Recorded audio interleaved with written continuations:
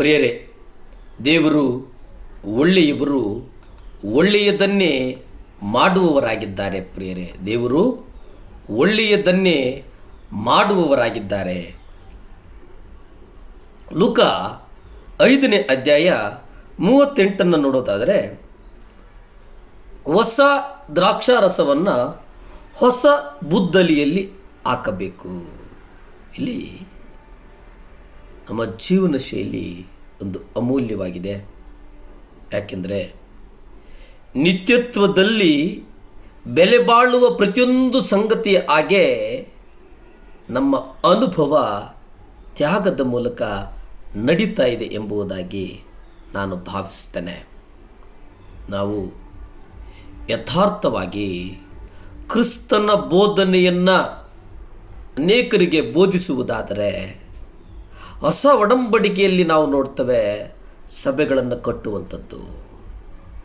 ಸಭೆಗಳನ್ನು ಕಟ್ಟುವಂಥದ್ದು ಅತ್ಯ ಅಮೂಲ್ಯವಾದಂಥ ಒಂದು ಕ್ಷೇತ್ರ ಎಂಬುದಾಗಿ ನಾವು ನೋಡುತ್ತೇವೆ.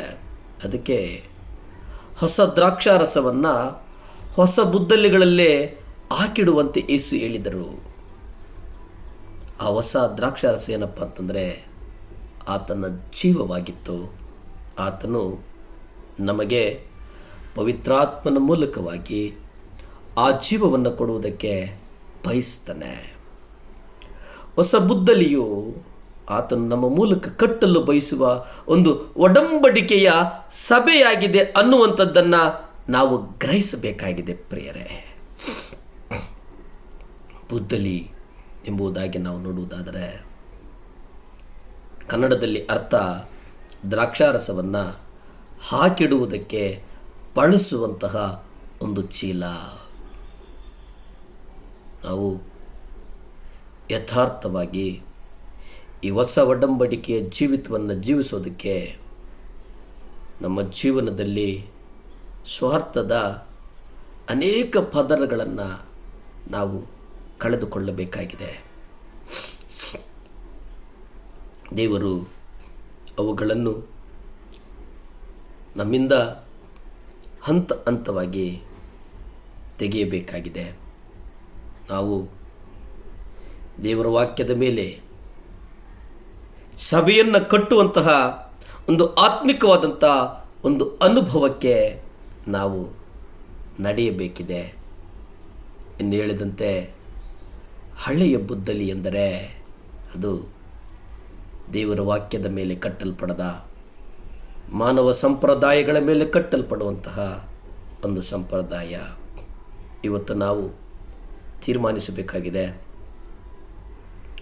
ಒಂದು ಪರಂಪರೆಯ ಜೊತೆಯಲ್ಲಿ ದೇವರ ವಾಕ್ಯದ ಮೇಲೆ ಕಟ್ಟಲ್ಪಡದೆ ಪರಂಪರೆಯ ಮೇಲೆ ಸಭೆಯನ್ನು ಕಟ್ಟುವುದೋ, ಅಥವಾ ಯಥಾರ್ಥವಾಗಿ ದೇವರ ವಾಕ್ಯದ ಮೇಲೆ ಯಾವ ಸ್ವಾರ್ಥಗಳಿಲ್ಲದೆ ನಾವು ದೇವರ ಸಭೆಯನ್ನು ಕಟ್ಟುವಂಥದ್ದು ಎಂಬುದನ್ನು ನಾವು ಇವತ್ತು ಗ್ರಹಿಸಬೇಕಾಗಿದೆ, ಆಲೋಚಿಸಬೇಕಾಗಿದೆ, ಅದರಂತೆ ನಡೆಯಬೇಕಾಗಿದೆ. ಪ್ರಿಯರೇ,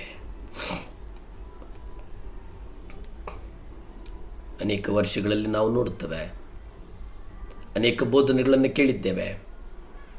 ಹೊಸ ದ್ರಾಕ್ಷಾರಸ, ಹೊಸ ಬುದ್ಧಿಲಿಯ ಬಗ್ಗೆ ಅನೇಕ ಪ್ರಸಂಗಗಳನ್ನು ಕೇಳಿದ್ದೇವೆ, ಅನೇಕ ಪ್ರಸಂಗಗಳನ್ನು ಓದಿದ್ದೇವೆ, ಅನೇಕ ಪ್ರಸಂಗಗಳನ್ನು ನಾವು ಮಾಡಿದ್ದೇವೆ.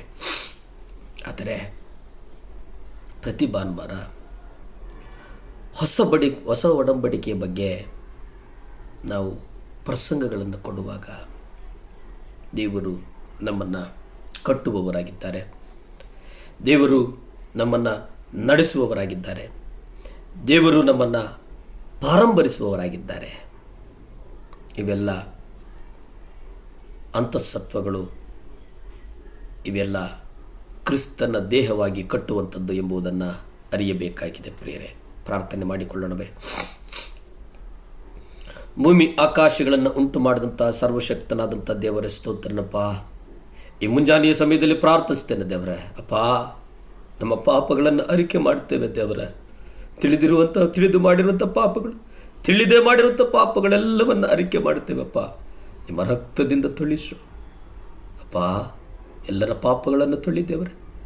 ನಾವು ಏನನ್ನು ಮಾಡಬೇಕು, ಏನನ್ನು ಮಾಡಬಾರ್ದು ಎಂಬುದನ್ನು ನಮ್ಮ ಹೃದಯಗಳಲ್ಲಿ ಮಾತನಾಡು ಸ್ವಾಮಿ. ಸಹಾಯ ಮಾಡು. ಸ್ತುತಿ, ಘನ, ಮಾನ, ಮಹಿಮೆ ನಿಮ್ಮೊಬ್ಬರಿಗೇ ಸಲ್ಲಿ ತಂದೆ. ಆಮೇನ್, ಆಮೇನ್, ಆಮೇನ್.